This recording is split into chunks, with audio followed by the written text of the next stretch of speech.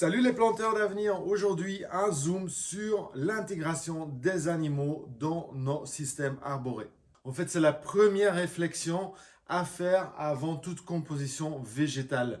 Quels animaux on va pouvoir ou vouloir intégrer dans nos jardins?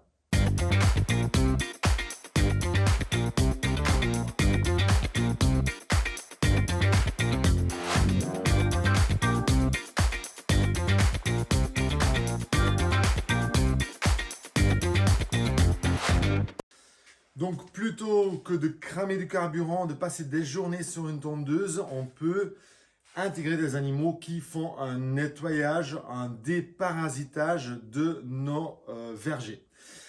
Mais il y a des inconvénients et il y a des avantages, des grands avantages. En fait, la première chose, c'est l'inconvénient, c'est que l'implantation des strates basses, style légumes annuels, style plantes aromatiques, médicinales, légumes vivaces, etc., est beaucoup plus difficile.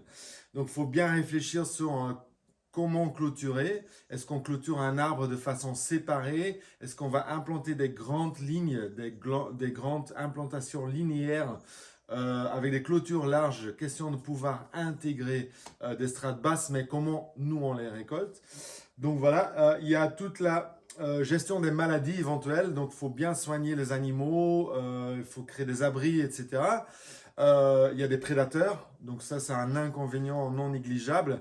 Et après, il y a toute la gestion des clôtures et de l'eau. Il y a autant l'eau pour les animaux et la nourriture en surplus, donc ça dépend. Parfois, on n'a pas à les nourrir, parfois les surfaces où notre jardin ne fournit pas assez pour l'animal, mais il y a aussi l'eau pour les végétaux.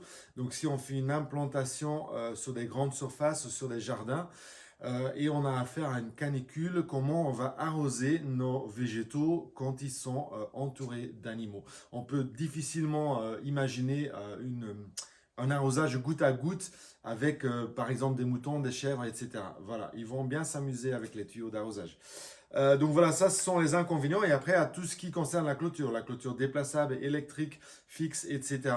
Est-ce qu'on clôture les arbres séparément? Est-ce qu'on fait, comme j'ai dit déjà, des implantations linéaires? Les avantages, c'est qu'on a en fait beaucoup moins d'entretien, beaucoup moins de travail. On a un déparasitage d'excellence, surtout quand on travaille avec les volailles. On a un amendement naturel de nos végétaux. Donc on a un nettoyage des surplus aussi et on a une résilience économique quelque part parce qu'on peut vendre ces animaux ou leur production, comme les œufs par exemple, ou voilà les petits. Et donc ça donne éventuellement un revenu en surplus ou une autre production de nourriture et donc une résilience nourricière pour la famille ou pour votre projet pro.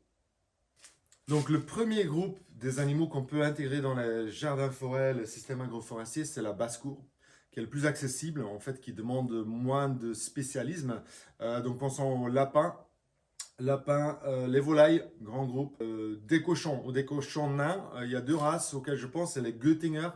C'est une race allemande. Voilà, c'est vraiment le plus petit cochon du monde, mais il a quand même la particularité de bien remuer la terre. Et il y a les cochons Kühne qui sont principalement herbivores, mais ils ont quand même un comportement de cochon. N'hésitez pas de mettre éventuellement de l'électricité. Clôture bien tendue, même avec des câbles tendus en bas, en surplus.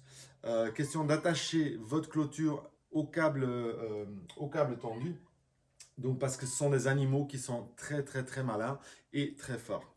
Donc, pensons lapin, désavantage. Il faut enterrer les clôtures. Il faut enterrer les clôtures autour des arbres. Il faut prévoir des bavettes noires. Donc, en fait, la particularité avec les lapins, c'est que quand il y a une bavette noire, donc style caoutchouc ou EPDM liner, en fait, il ne dépasse pas des lignes noires. Donc, à l'intérieur de la clôture, enterrée, donc à au moins 20 cm, on va pouvoir mettre une bavette noire pour faire en sorte qu'ils ne font pas de tanière ou qu'ils ne creusent pas en dessous de la clôture. C'est la même chose pour les arbres parce que même un arbre un peu âgé, un lapin va se raffoler des écorces, surtout en hiver. Voilà, c'est plein de minéraux, c'est très nutritif et ça reste quand même un rongeur avec un dentaire bien balèze. Les volailles pour moi, c'est voilà, c'est peut-être les animaux de prédilection dans des systèmes agroforestiers. Mais il faut aussi être conscient des quantités. Donc, si on pense à une poule par 20 mètres carrés, qui est bien évidemment dans le respect de l'animal et qui est, voilà, normalement dans l'industrie, c'est préconisé par mètre carré, une poule. Si on pense par 20 mètres carrés, on est bien évidemment très vite sur une cinquantaine de poules, une centaine de volailles sur un hectare. Plus efficaces sont les dindes parce que ça mange tout. Ça mange tout, carpocaps, fruits, herbes, limaces, jusqu'aux petites grenouilles. Voilà, ils vont tout chasser. Désavantage, ils sont maladroits. Donc les dindes sont un peu cons. Et donc c'est parfait de combiner les dindes avec un peu de poule pour avoir des œufs de poule et un petit troupeau de 5 oies, des oies. Parce qu'en fait, les oies sont à la garde tout le temps. Et donc, dès qu'il y a quelque chose, les oies vont prévenir les dindes et ils vont partir en groupe. Donc, en fait, les oies vont fonctionner un peu comme des bergers pour des dindes. Donc, ça, c'est une très bonne combi. Donc, pour des volailles, c'est en fait clôturer, protéger nos implantations est le plus facile. Si vous voulez intégrer des strates basses, style voilà, des plantes aromatiques, il faut bien protéger, qui n'ont aucun accès parce qu'ils vont tout gratter. Donc, on parle d'une clôture d'une cinquantaine de centimètres de haut, quoi. Voilà. On peut bien évidemment travailler pour les poules avec des clôtures déplaçables, des clôtures électriques, et donc les intégrer dans des lignes entre les lignes de plantation. Après, donc deuxième groupe d'animaux qu'on peut intégrer sont les moutons chèvres. Donc, des avantages, il faut vraiment clôturer les arbres de façon pérenne, donc avec des piquets d'acacia. Les chèvres, c'est les mettre pour grimper partout et aussi mettre leur tête en dessous. Pareil pour des moutons. Donc, si on a des implantations d'arbres et ils ont faim, si votre clôture n'est pas bien tendue, ils vont certainement réussir. Un animal de 60-90 kg réussit facilement à mettre sa tête en dessous d'une clôture qui n'est pas tendue. Ça peut aussi être avec des lignes électriques pour les effrayer, mais il faut quand même minimum 120 à 150 cm avec, donc pour les moutmoutes et surtout pour les chèvres, il faut quand même prendre 90 degrés de nos pieds d'un arbre qui a 5 à 7 ans pour faire une clôture qui est minimum à une distance de 1,50 m à 2 mètres du tronc. J'espère que c'est clair. Question que quand une chèvre, en fait, elle va grimper, j'essaie de dessiner une chèvre. Super. Quand elle va essayer de grimper sur la clôture, ce qu'elle va faire, en fait, la distance va être trop haute. Sinon, si vous mettez la clôture contre le tronc, votre arbre, dès qu'il y a des jeunes pousses, va se faire dévorer. Et après ça, on a les grands animaux, les ruminants, vaches, voilà, et les équins. J'ai des traces vertes sur le tableau. Les grands animaux, donc les ânes, les équins, voilà, les équins et les vaches. La particularité, c'est que ce sont des animaux donc, qui ont besoin de beaucoup d'espace. Donc, on parle déjà de systèmes avec des plantations plus espacées.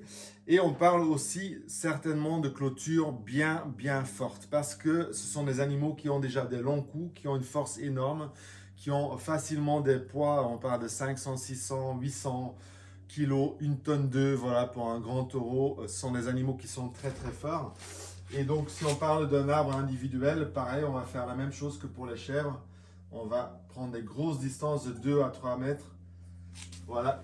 Si j'intégrerais des grands animaux dans un système agroforestier, moi, je verrais des plantations linéaires avec des clôtures fixes à une grande distance des implantations et donc des lignes électriques en hauteur pour éviter que voilà, ils passent leur tête au-dessus des clôtures. Dans un monde idéal, un tournage dynamique qui est très sympa, mais donc là on parle vraiment de systèmes avec beaucoup d'espace agricole ou voilà, même si c'est pour particulier, c'est que les grands ruminants, ils adorent l'haute herbe. Donc en fait, on va faire entrer des vaches dans un pré où l'herbe est haute. Après, on fait passer ou les équins ou les moutons parce qu'ils adorent le petit golf, ils vont l'entretenir.